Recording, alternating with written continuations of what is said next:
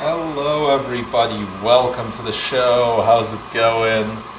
And I am filming my little pollination area here, where I have taken all of my best producing colas and I sort of bent them all in one direction.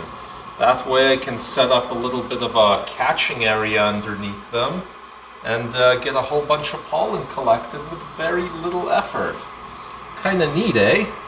Though those of you who follow my Instagram already know this because I posted a picture up explaining all this just last night.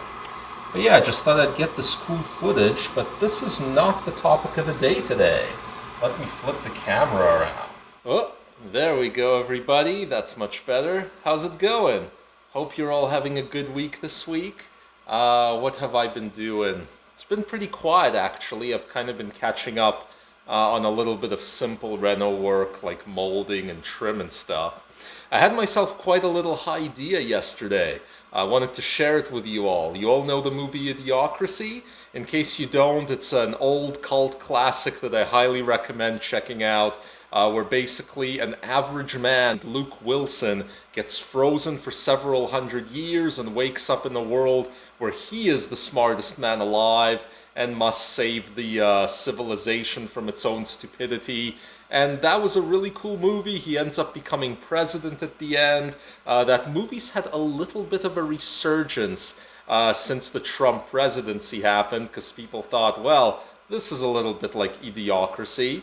But in any case, I thought, why shouldn't Idiocracy get a sequel? Like one where fourth-term president Luke Wilson finds a genius child in this world full of stupid people and has to protect this child from the rest of the society who think that he's like a witch or something along those lines.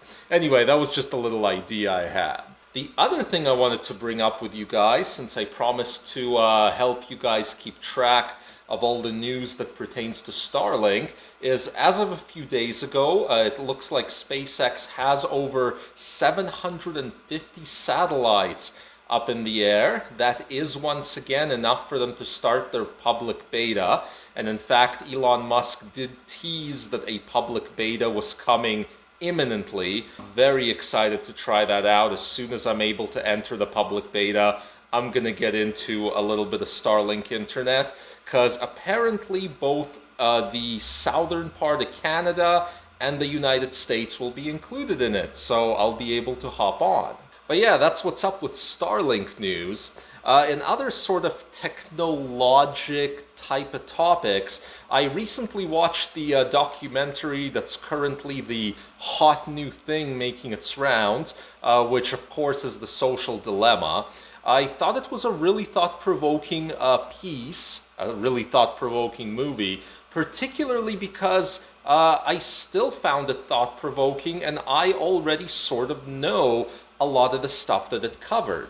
The movie basically follows the life of a family where a couple of the kids are a little bit too social media obsessed, and it shows you all of the unintended consequences that have happened because of social media from the viewpoint of many of the original engineers who created the features that are powering a lot of these problems out in the world.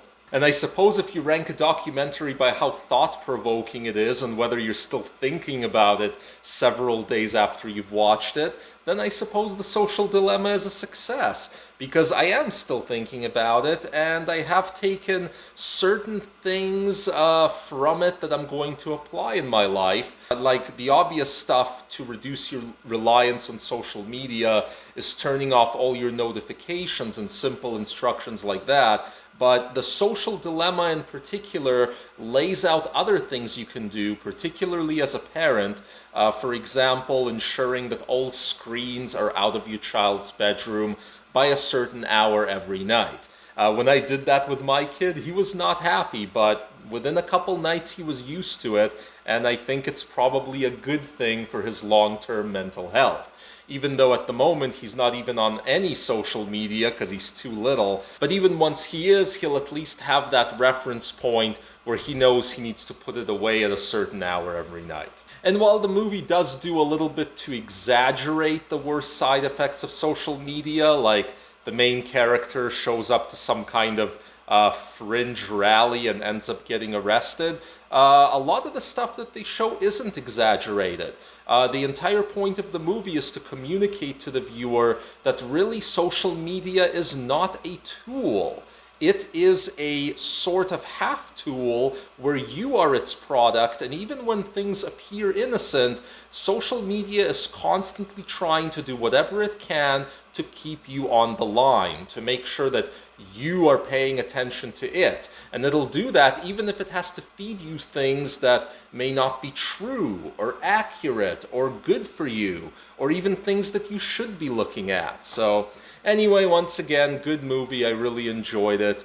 Certainly worth checking out if either you're heavy into social media or you have kids who may become heavy into social media. So yeah, that's kind of all I wanted to mention to you guys this week. And make sure that you're keeping an eye on this Grow Journal that we got going on in the main channel. And on that note, you guys all have a good day. Ciao.